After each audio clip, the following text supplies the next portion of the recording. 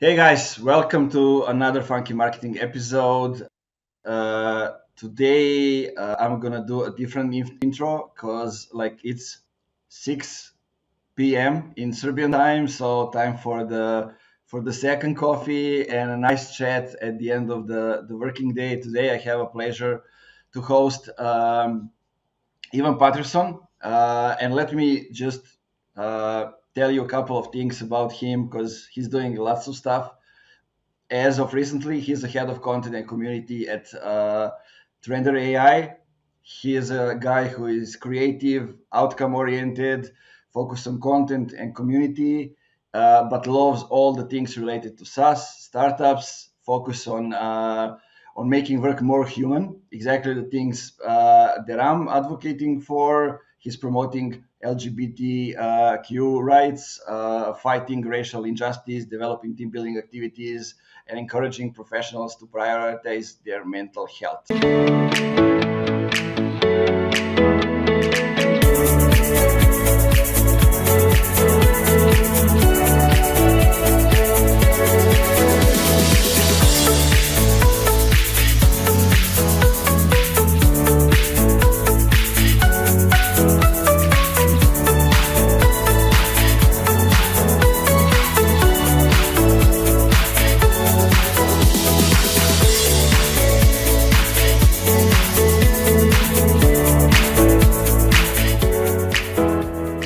Join me in welcoming Evan to the show. Well, thank you. That was quite the intro. I appreciate that. Thank you. Yeah, man, there are lots of stuff you are talking about, doing, sharing, and it's all good stuff. Yeah, I can't tell if it's a wide lane or if just in multiple lanes, but we're on the road at the end of the day, right? Yeah. Like, look, I'm looking at some of the stuff, and I'm like, because I'm coming from the small city in Serbia, now living in a bigger one. But in my hometown, there was basically we don't even have Catholics, so there's no diversity. Yep. Nothing. I mean, we even have like Serbians and Bulgarians, but as we like to say, maybe somebody from Bulgaria will mind if I say this, but I don't care because that's the truth. That's how we say it. Like, and I've been living in Bulgaria for a lot of time, so I don't hate them. But there's a saying, because in every war, Bulgarians was the one attacking us from behind, and like stepping in the back. So yeah. I used to work at a company with a lot of people from Bulgaria and from Serbia, and I heard many fun anecdotes between the two. As me, the American, just sits there going, "Okay, I can't comment." Yeah, and I've been traveling a lot, meeting lots of different people, because like in my hometown, nobody is even say like I'm gay or whatever. Publicly we know some people, but they are able to be open and talk about it only when they move to the bigger city, go to college or something like that. But now here in Novi Sad, that's like a common thing. Like my wife already had friends, and like my personal trainer in the gym was a guy who is transgender man. And like I'm like, man, if you can look like that, I want you to train me and get me to be fit as well. It's why, same thing in America. A lot of people move to bigger cities that are typically more accepting of these things. It's one of the many reasons why I moved to Chicago, right? So Chicago's for lack of a better word, just very gay. It's very queer. It's very LGBTQ plus friendly. Gay culture here is very prominent, so there's a lot to do, a lot to see, and a lot of people to be friends with, and it's just a better quality of life when you have that, one less thing to worry about when you're walking down the street. Yeah, I agree. But I mean, we are living in a world that is definitely changing. The definition of the family has changed drastically in the last 10 or 20 family years. And relatives are not synonyms, people. They're not the same thing. I am related to a lot of people I do not call family. Yeah. I had a small touch of it. Like my father died in 2015, and like I met a lot of people for the first time as a grown up Yeah. at the funeral, and they were like, "Hey, Nemanja, I didn't hear from you for like 10, 15 years. Like, man, I was a kid. You never reached out. Like, Yeah, yeah, it's on what you. the It's a fuck?" two-way street. Like yeah, Yeah. it's always fun So when you re-meet these people as a grown adult, you're just like, "Why yeah. did I even like you at 7? Like, I don't like you at 27." I'm like, That's a good one. "Yeah." So tell me, from your perspective, that's a good way. You don't plan to start with a topic and you just get into it. But like, what has changed in the business world? Having that change in mind and the way people express themselves more freely, Yeah, and do we as humans start to accept more differences, yeah. or we're not quite there yet? As a see, for me, I work in a very niche space, for like early stage tech startups, right? So, um, when I started networking and building my following, I discovered the personal benefit of networking allowed me to be in early stage tech startups better, right? Nobody is applying for jobs at a pre-seed seed stage startup. They're getting in through they know someone, right? It's not until they get to like Series A or later when they start mass recruiting and employing people like Yeah. that. Um, so my last few jobs have been through like word of mouth, especially my freelancing jobs as a freelancer in addition to my full time work. Um, and there's been a upside to that on the cultural side of things. Not only is my career progressing, um, the last the companies that I work in that I get from this networking also tend to be more inclusive. They tend to be a better.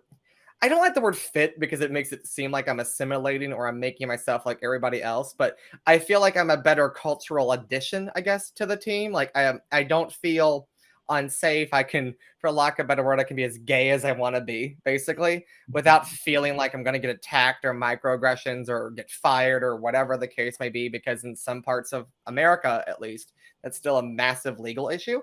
Yeah. So those things kind of I don't want to say they got solved on their own because and they're not completely gone, but they got almost completely eliminated. They got very much diminished because you were hiring me because you liked my skill set and what I brought to the table, but you also were hiring me because you got to know me over the several months, years, or whatever that we knew each other. So, my current job is a great example. Betsy's my boss as of yesterday, and when I started this job, I've been speaking to her since April or May. You think by now I would know if there was a problem, right, between me being gay and working for her, right? There isn't at all. Obviously, I took the job, but it makes the vetting your employer part much easier when you focus on networking. So I think what's changed is LGBTQ people, BIPOC, anybody who's marginalized at any degree, um, really should double down on building their professional network because it will even if you're not in the startup industry, even if you're in a completely different industry, because it will just make your life so much easier. You won't get no hurdles, but you'll get less. Yeah, I totally agree, because they get to know you. They know who they're hiring. Yeah. There's the interview process was merely, do you want this job? Like, because we've already done all the other stuff. Like we over the past 9 months, we know you're good. We like you as a person, like it's just, do you want to work here or not? It's quite that simple, right? So it literally becomes just business at that point because the personal part's been dealt with for the friendship that you built. And that is so easy. That's such a better way to look for a job because you don't have to deal with like, am I gonna hate these people? Like you already know before you go in. Yeah, I get that as well. Like basically, I don't know if I ever applied to a job. So like Yeah, all the jobs that I have, somebody reach out because they saw me talking about the things, offline or online, it doesn't matter. But they've been following for some time. They know who I yeah, am, because I'm sharing the journey, I'm sharing the thoughts, all those other stuff, as well as you are. Like Yeah. This is who I am. You're not gonna get somebody else. Yeah, I'm not everyone's taste, and I'm okay with that. I think the hard part for people to believe and understand, especially with social media, as even heck, I work in social media, so best believe I understand the good, the bad, and the ugly. It's you're not for everyone, and that's on purpose, and it's okay. Like if you were liked by everyone, I would be really concerned because that means you're faking something. Clearly, Yeah. if I'm not, if I go a week about pissing somebody off, I'm worried because that means I'm doing something wrong. To be quite honest, not that I'm going out of my way to upset people or hurt people, but that means I'm not being myself. Yeah, I totally agree. And I have read somewhere today, like one of the things that you need to do. I think Luke Matthews, yeah, had a post about it. Yeah, Like if you want to be somebody who is building the community, or keeping the community, one of the things that you need to do is you need to love handling the trolls. yep, that's so true. I thoroughly find joy in it. I love dealing with that. I'd be lying if I said it wasn't a little petty sometimes. So which makes it. I do get a weird kick out of it. I thoroughly enjoy dealing with that sort of thing, especially when I know I'm right and it's objective. It's not subjective, but it's like something rooted in like fact and science. Not that I'll be mean about it, but like I'll always like play the very diplomatic pageantry answer, but it works. And as a person who's gay, and it's that extra oomph that sometimes is nice to go. Not only did you say something wrong, it was also discriminatory, and I kicked your butt on both counts. Yeah, man, I didn't think about it. You have another perspective as There's well. another layer, so it's like I get my desserts and I get to eat it too. I get that.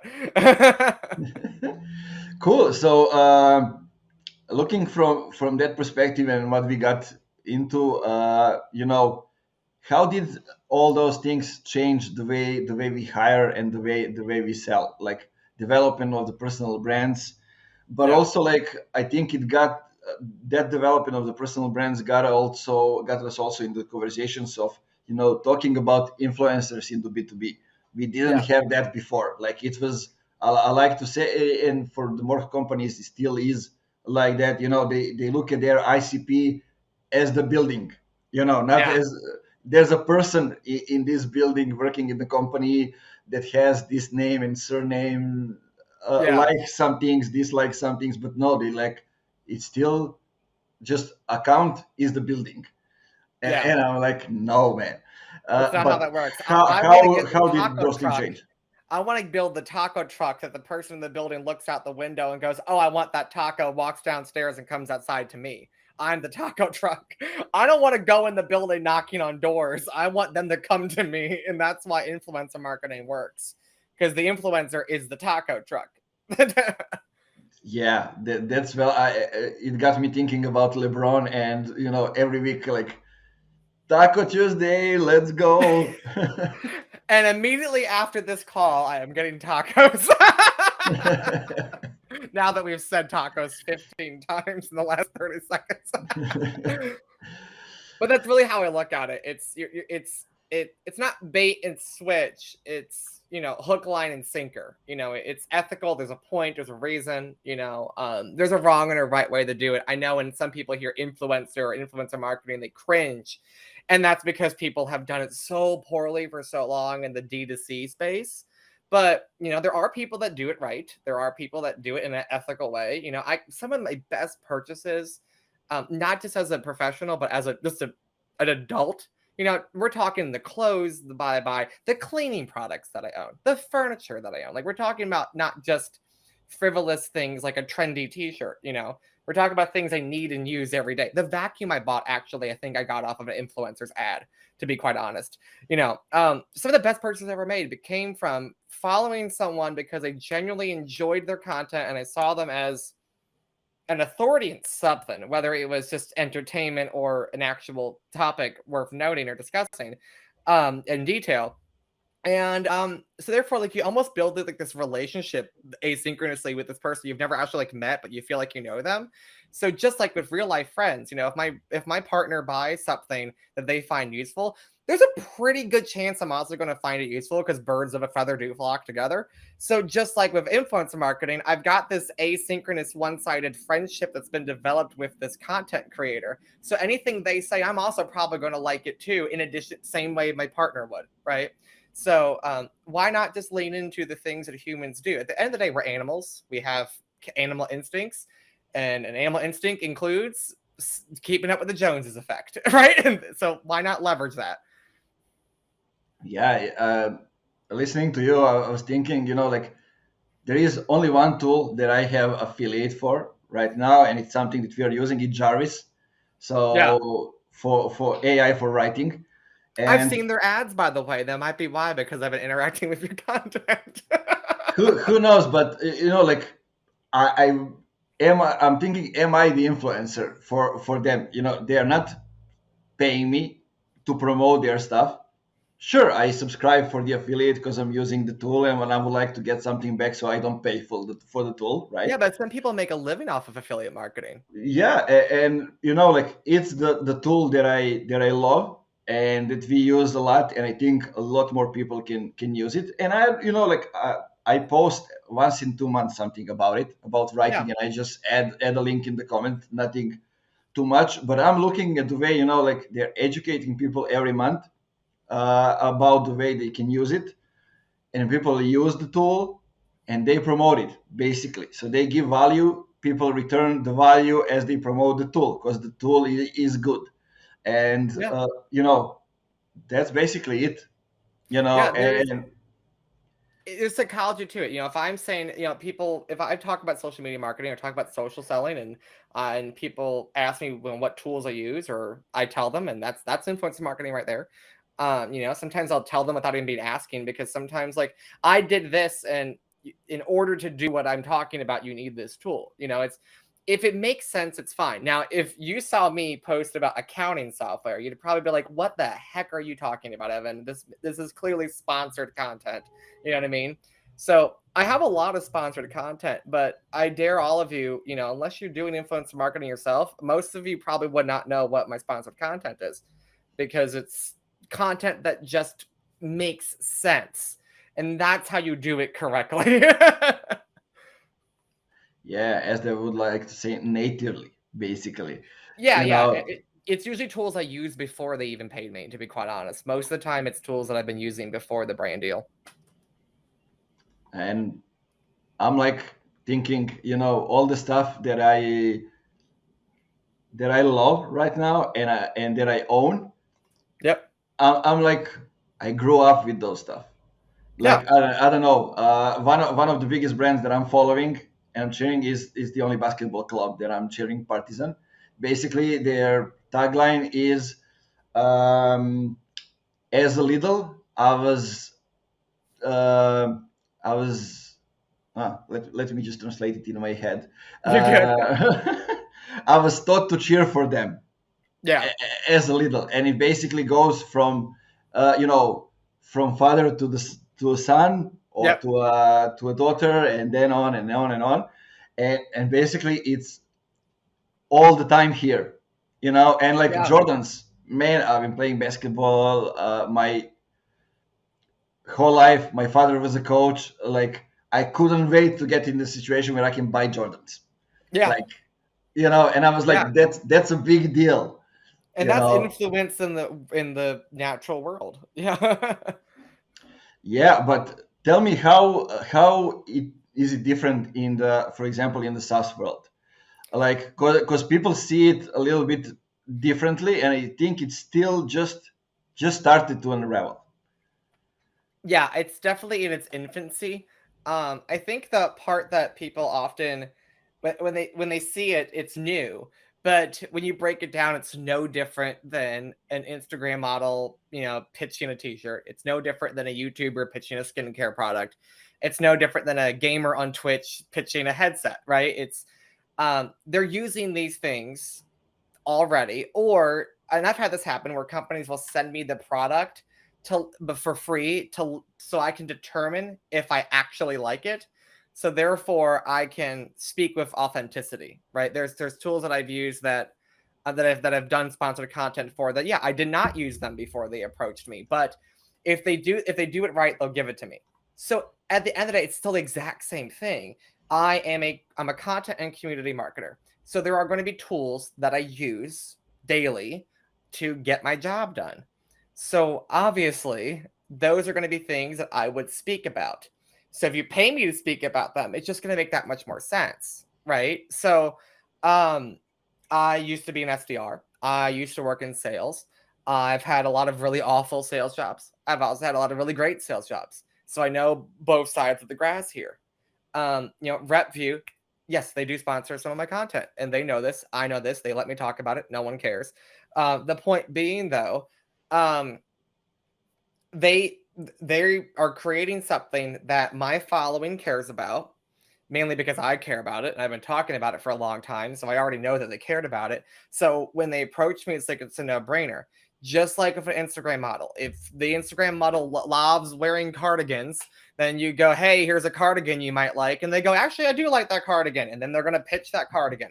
So I think the part that frustrates me with B2B is everyone in B2B likes to act like it's a separate beast from B2C.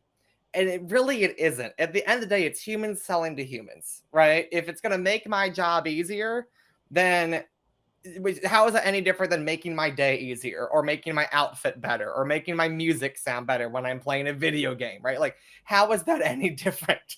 At the end of the day, it's making something better. There's an improvement being made. There's a problem being solved. I think that's also why more companies are talking to personas and not teams, right? Julie is a fantastic example. They pitch their product to account executives. Now, granted, teams can buy them. Entire sales organizations can buy their product. But if you get the account executives, the people in the team, to love it, then the team itself will buy it, even though there's a few of them that have already swiped the card themselves. There's this like bottom up effect where it used to be top down effect.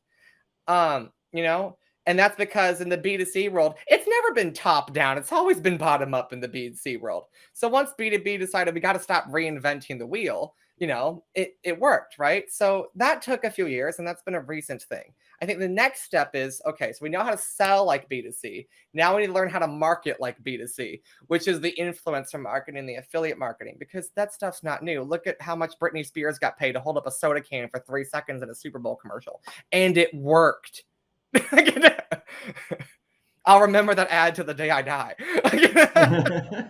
Yeah, so I just think the hard part is people are trying to reinvent the wheel, and they're eventually going to realize that there's no point in overcomplicating it. It's not new. It's the same thing. Yeah, totally agree, man. When I was thinking about what should I do after, I got out of the agency where I was working before, and I was like, okay, I've been working mostly with B2C brands before, some of them B2B, Yeah, but like I was looking at B2B space, and it's like no humanity, no emotions, nothing. That needs to change, and the yeah, change will come. So why don't I start something and be on that wave, yeah, while not many people are over there, and it started to change and it accelerates. And I'm yeah, like, somebody asked me, when do you think, we could make it equal, B2B and B2C? Maybe they will never be equal because of the buying cycles and those kind of things. But yeah. like, There's going to be some differences, of course. yeah, but I'm like, whenever we have in B2B a commercial, which is like Coca-Cola Christmas commercial, something Yeah, that can be, you know, near that, then we can say, that we are doing something. But then, you see some companies started to create ads in that way and to make it more human. I yeah. don't know, like Dooley is one of them Yeah, making, Canva with, does a great job. They run TV commercials. yeah. Yeah, I think especially if you're going after SMB, this still works on enterprise. It's a volume game. Enterprise you're going to get less frequency but bigger dollars, right? SMB you're going to get halfway between what enterprise is getting and B2C is getting, right? But regardless, it's still going to work. It's still going to work at the end of the day. You just got to figure out how to change the metrics to your industry. Yeah, Yeah, I I Salesforce should totally be running agree. TV ads. I've seen a couple, but like Salesforce should be running them. I don't see why they're not. HubSpot, right? Like there are more companies that should be doing these things, or if they're already doing them, do them more often. Because I'm sorry, I may be a marketer, and yes, I'm watching RuPaul's Drag Race in my spare time, but I'm still a marketer while watching RuPaul's Drag Race. Like I'm still. It's not like, oh, I honestly forgot what I do for a living once the commercial break starts. You know what I mean? So they got Shoppers Drug Mart is a drugstore in Canada. It's kind of like a Walgreens or a Rite Aid, if you know what those are. And they're sponsoring RuPaul's Drag Race in Canada, right? Because they know, oh, everyone's a mom or a dad who needs to go buy like baby diapers and cleaning wipes and stuff, and that's where you buy them. So it's why are we not just putting these in front of people? And if it doesn't make sense, weirdly, sometimes it actually is a good thing. Like I would love to see Salesforce sponsor like a flip flop from Old Navy. Like that would make no sense, but you would remember it. And that's the point. Yeah, and I think like what you just said, it's actually the moment when you realize how the change is happening in B2B. Like Mhm. hiring somebody to run the community for a SaaS tool who was running restaurants, social media for the restaurants Yeah. before, or somebody who is totally out of the game, knows nothing about B2B, about SaaS, about technology, but knows people. Yeah. My Was first building a job was doing community virtual before. reality in nightclubs. Yeah. So completely different. Yeah. And but I still see, like we need to talk more about those examples, because like companies, like we need to find somebody that has experience in the field. Why? Yeah. Like they have experience in doing the thing that you want them to do, right? They don't Yeah. need to be in the industry. Yeah, my friend, he works at a beauty and skincare company, a very, very large one, like top 50 in the world. And he wants to break into technology. And he was asking me questions of like, how do I break into the SaaS space? Like to your industry. I've never worked in your industry. I said, here's the thing that no one talks about. You have to find the best way to get your foot in the door is to find a SaaS company that sells to the industry you're coming from. So there are SaaS products for people that work in beauty and skincare. There are SaaS products for the companies, not even just the individuals. We're not talking about like the YouTubers, which is a valid career. My company sells to the YouTubers actually, but there's a whole space of products. If all these makeup companies are using the same CRMs, the same social media marketing tools, well, congratulations, you have domain expertise that this SaaS company is going to want. So I told him like that's what to do, and he started doing that, and now he's got interviews lined up like crazy, and he's got some promising prospects. This is very recent, like this is like in the past couple of weeks. This isn't like an old story. Hmm.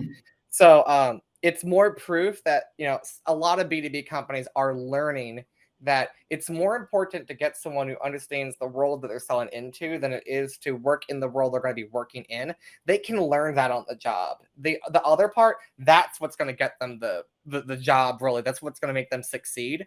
Because the flip side, if I'm experienced in B2B, but I have no idea what beauty and skincare is like, um, I can get good and I can be great just like that person, but it's going to take me longer. The ramp time is going to be longer because I have to learn how to talk the talk and walk the walk. And you won't even know if I'm going to be capable of it until like 6 months in. Where this person, Yeah. they're capable in the first 30 seconds of meeting them. So I think like when you're hiring salespeople or marketers, you should look at the industries that they worked in, and I want variety. I don't want a lack of variety. I actually want you to have had several industries on your resume, not one. Yeah, that's the good one. That's the good one. Something that I like. And it's I have a good example which is kind of interesting. Like Linda Silva, who was working with me in Funky Yeah, Marketing, actually has a company named Keep It Funky.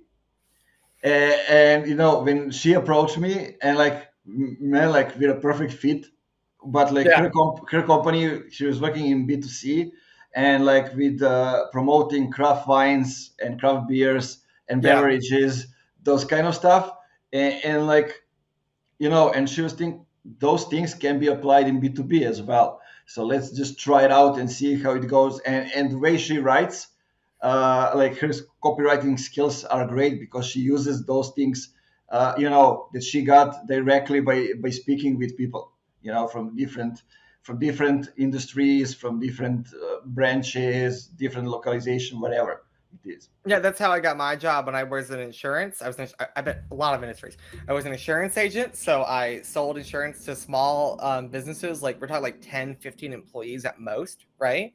And then I'm also an influencer. I make money off brand deals and stuff like that. I worked in video gaming and virtual reality. I've worked in restaurants and some small mom and pop restaurants and small nightclubs.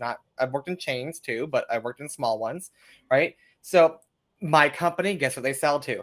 All of those things and then some, right? So they care more about the fact that I understand their world because I've been there before. So I can speak and talk natively to the customers as a marketer. Whereas, oh, you're just great at B2B marketing, but you've never spoken to these people before. Like that's still not a bad hire, but like personal preference, I'd rather have someone who knows the world of the prospect and not the world of the company if I have to pick. Yeah, that's well said. That's very well said, and My resume something probably I think sounds that chaotic. is it's often overlooked. Those kind look like I can really relate because like I got into marketing by I started studying marketing. We can talk about that as well. Like we're both Yeah. dropouts. Like I Yeah, started yeah. I have a college studying dropout. Yeah. marketing, and I had no idea what marketing is at the time. So I thought it's just like commercials, as I think Yeah, everybody. yeah. People used to get advertising and marketing mixed up. Yeah. And like and basically I have chosen the department in the college with the most exams, the hardest ones to get to the next grade, to the Yeah. next year, and like I negotiated with my friends to do the same. They were cursing me at the time, or a few years later, but like I didn't learn anything about marketing. I learned about management, company organization, those kind of stuff. And basically, I dropped out to start my own NGO to stop Monty villages from dying, organize huge summer camps, Yeah. become the youth worker, organize different kind of events, and that's where I learned marketing. But one thing I learned is that value first, money after. Don't chase the money, let the money chase you. And now I think that that's my advantage. When I move into the marketing, I realize, okay, I don't need to apply for the projects, to write projects. Yeah. Usually when I write projects, it's not for my target group, it's for somebody that needs to approve Yeah. the budget. So I'm like, fuck this shit, now I can sell everything. But Yeah. Yeah. I know what I want. So let's get from a different example, from a different angle. Yeah, I think there's also that fine line to your point about, doing what you want. When I was a kid, I remember getting taught all the time by teachers in school that, you're going to have to learn to adapt the things that you don't want to have to do really. And there's sometimes you have to, right, when it comes to business. But there gets a point when you get good enough and you really figure out what you want. Sometimes you don't have to adapt to it. You just have to adapt the experience to you. So, Hmm. and networking really helps with this to the point earlier. I'm not working at Trender because I can adapt myself to it. Trender and I are just like a perfect pairing, like puzzle pieces, right? It just makes sense. So being self-aware and combining that with like the varied industry experience, that lets you figure out like, which peg to fit yourself into, which hole to put that peg through, that will help big time as a marketer. Because as anybody who works in marketing knows, content creation is like mostly research, and then the rest of it's the actual creating the actual content. Um, so the more you can remove the research and the more content you can produce in less time with less effort without reducing quality, you might actually be able to improve the quality too. So because that way I'm learning to keep up, I'm not learning to discover. Those are two very different things. Selling to influencers, I'm just staying in the loop of the influencers world. I'm not learning what it is, which is two very different things. So therefore, instead of spending an hour writing a blog for them because I have to spend 45 minutes doing research, and by the way, no blog takes you an hour, in case anybody's listening to that part.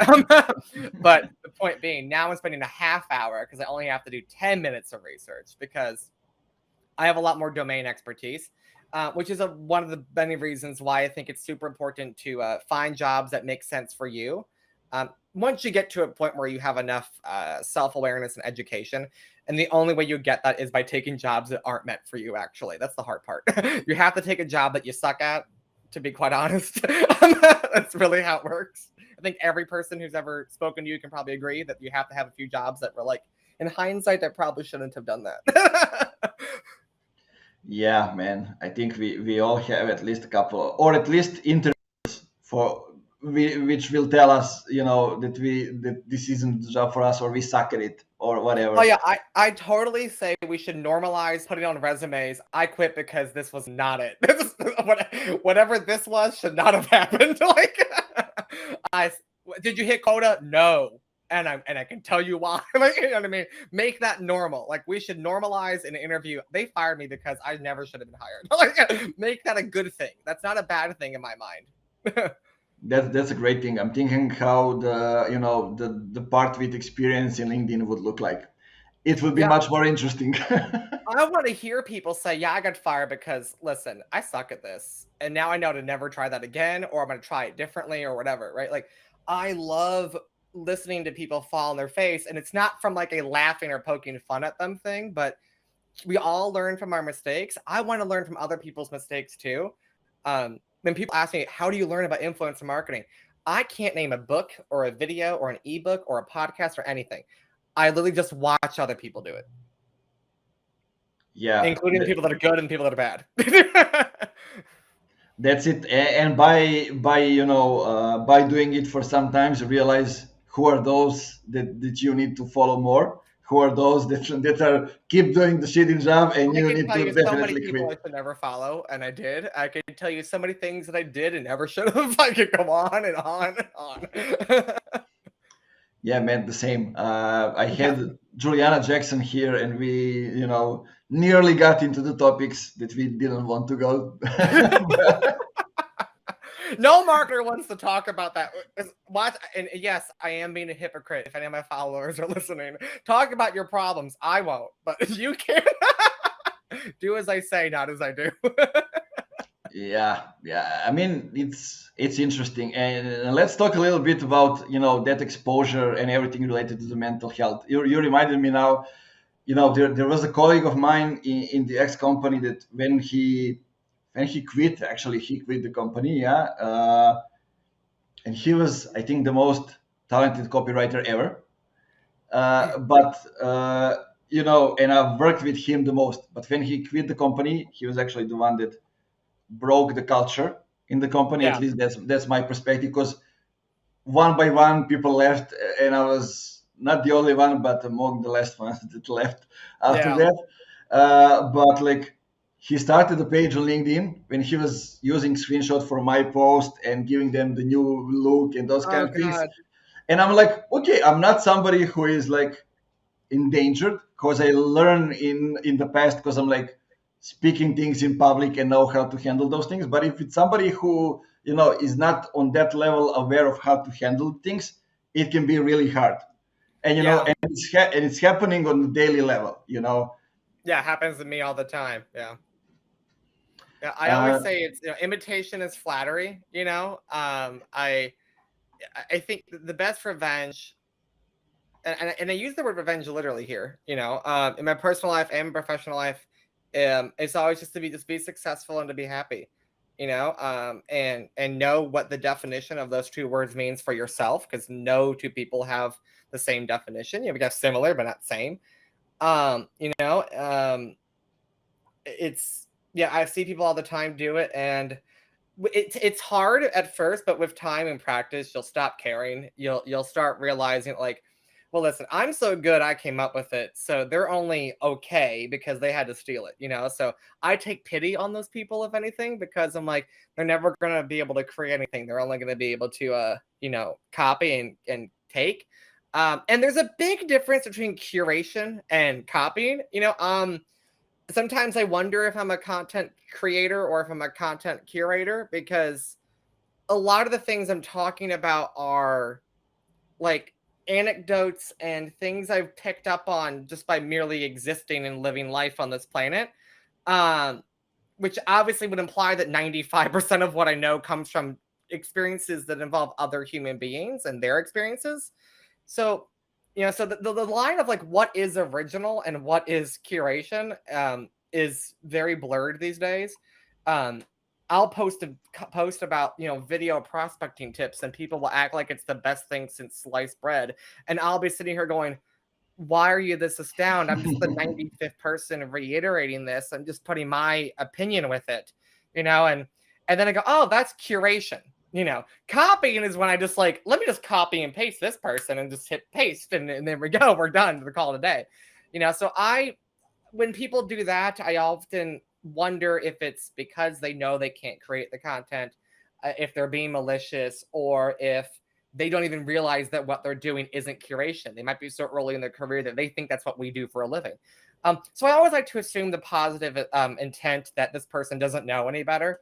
Because to be ignorant, it doesn't necessarily mean to be malicious. And I think that's hard for people to remember.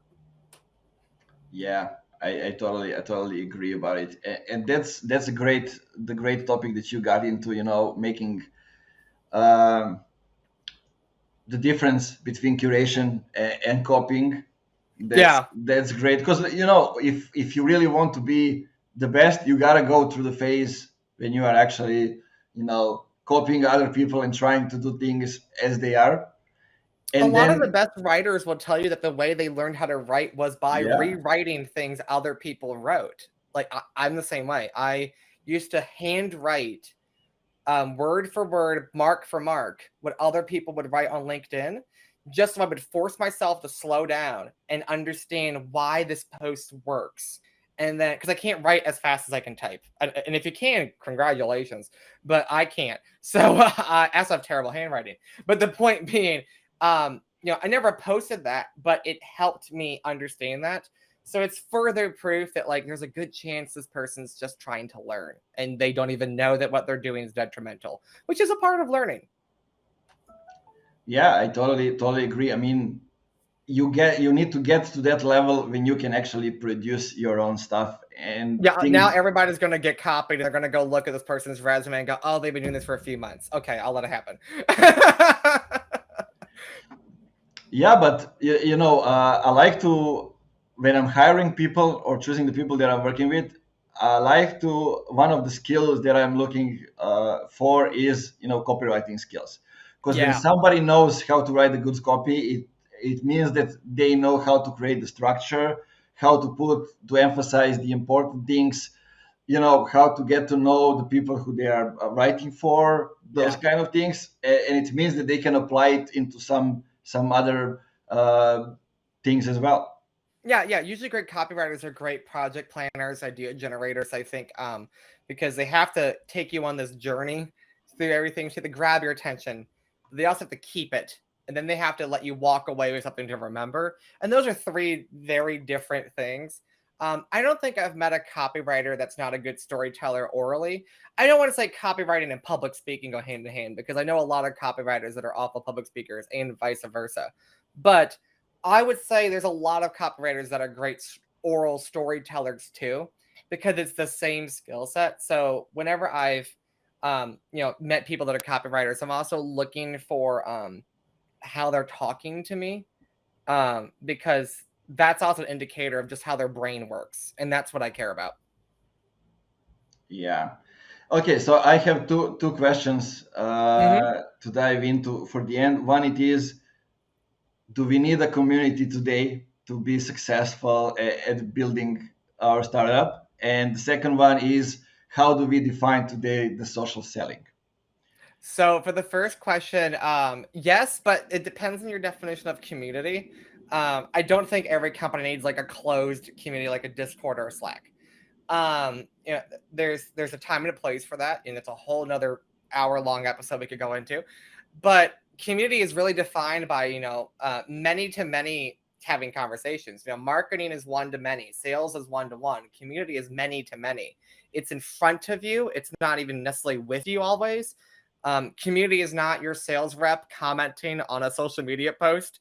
That's fantastic. I'm not saying don't do that, but community is when someone is posting about something and one of your customers or one of your fans of the product is replying to that person on your behalf, and you're just letting it happen. You know what I mean? And like you're letting the fans speak for themselves. So it's a long haul game. You're not going to see an ROI in the first 6 to 12 months, and you have to be okay with the fact that it is a money pit for a long time. But it will do your brand so much good long term. By year 2, 3, 4, you're going to start seeing, oh, there's the ROIs kicking in. It's like the Financial Diet. I watched them for 5 years. It's a YouTube channel, and I don't think I started talking about them until 3 years ago. And they've never paid me. That's not sponsored at all. But the point being, like, it can just be community in the concept of the feeling, and in the psychological meaning of community, not just in the Slack community noun definition. So start that yesterday. That's my advice. And then the second thing for social selling today, that's where I always that's hard. Social selling to me, it's not connecting and pitching. It's not sending DMs like crazy on LinkedIn or Twitter or whatever. It's not replacing cold email with cold messaging and sliding into the DMs. It's all about hyper relevancy, and I don't get why people get relevancy and personalization and blurred together.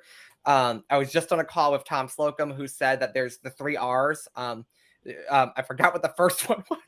Sorry, Colin. But one of them was relevancy, and if it's not relevant, nothing matters. So it has to be the right person. It has to be relevant too.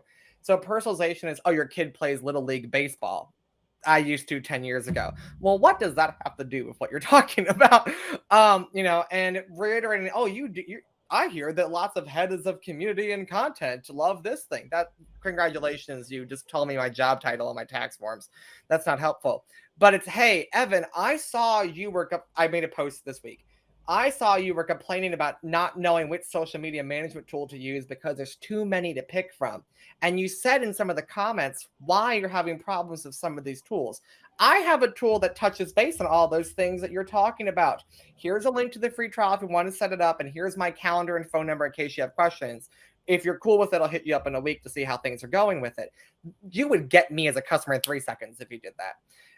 That's the DM I want. That's the cold call I want, and that's the email I want. I don't care which channel you do that with, but social selling is you're using my social behavior to figure me out and understand what's important to me while doing the classical, what's my job title, company stuff behind the doors. Don't tell me that, just do it. And then make it just make sense. I'd rather have an SDR make 10 activities a day that are the best possible activities with the 10 perfect people and get 10 deals than to make 100 in a day and get 2 customers because they're just throwing darts at a wall and just hoping for the best. Yeah, that's well explained, guys. Now you know what you can sell to Evan and how to do it. I'm actually really easy to sell to. Like, I'll pick up a cold call, I'll read an email. Like, I as long as you're not being like lazy about it or being rude, I am generally really nice. I respond to almost every single email that I get. I probably shouldn't say that on a podcast, but the point being, I think if social selling, that's one component. The other component is like taking those influencer marketing strategies to build social credibility, right? That's one of many levers you can pull, but social selling is when you take the personal branding and you use it. That's social selling. I think that's the other issue. People get social selling and personal branding mixed up. Me creating content and me using my content as a way to get people to like me are 2 very different things. Yeah, that's very hard. I have a lot of content on my LinkedIn page about the differences and how people can silo their thoughts in a healthy way that lets them plan accordingly if people are interested. Yeah, that's good.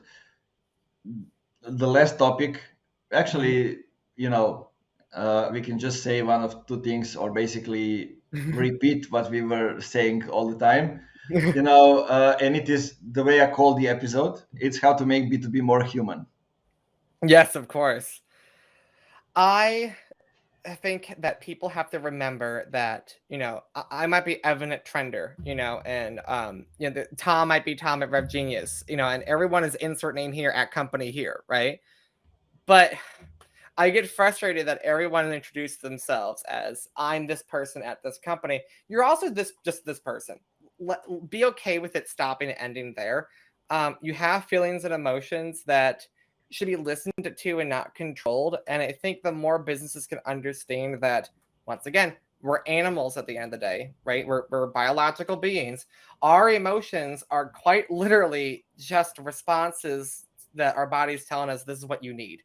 So why would you ignore that? If our stomach's rumbling and we're hungry, what do? We eat.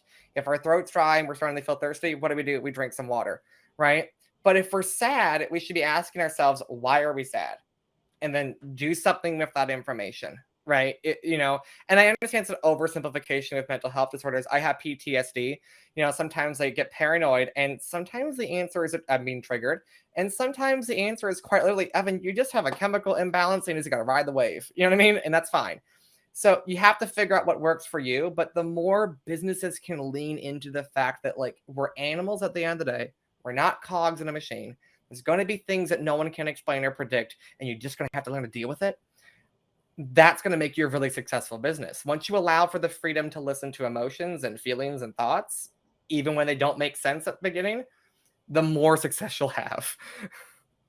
Yeah, I would just add, like when you get to that phase, this is when you go to the data, not before. Usually, it's Yeah, you get yeah. to the Go to data the data after. The data can help. yeah, to prove that you are right, or maybe you are wrong. Maybe your instinct was wrong on some of the things. Or maybe it's just you've been getting the data all wrong all along, and that's okay too. The capturing the data process has to be right also, and that's fine. You have the trial and error.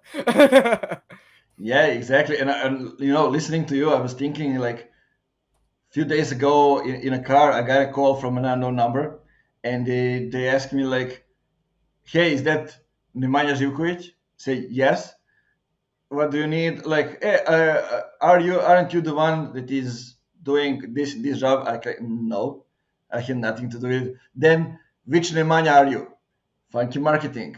Like the thing that you Also, said, how we a relate to common the name things. over there also. So like that's to help, right? Like so this guy's like, which the thousands that live in this country? I'm like Yeah, and look, like I have no idea who she is, and why would me saying funky marketing mean anything to her? I don't know where she yeah. got the number, but this is the first thing that comes to my mind. As it's like the company.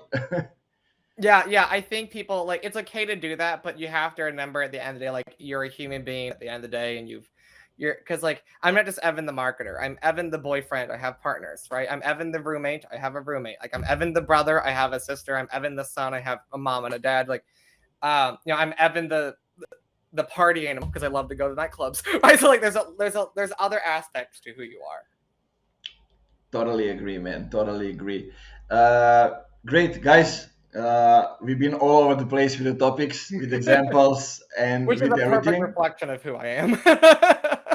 Yeah, man. It's also who I am. If you people are asking me, like how you come up with that many content from LinkedIn. Well, I'm thinking about a lot of stuff and doing a lot of things, and I don't recommend it to other people. This is I just me. relate. Yep, I relate.